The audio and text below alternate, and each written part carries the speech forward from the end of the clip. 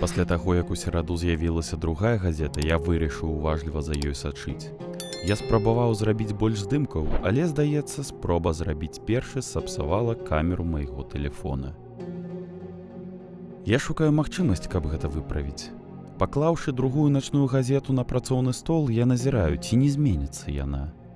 Прайшлі гадзіны, мае вочы пацяжэлі.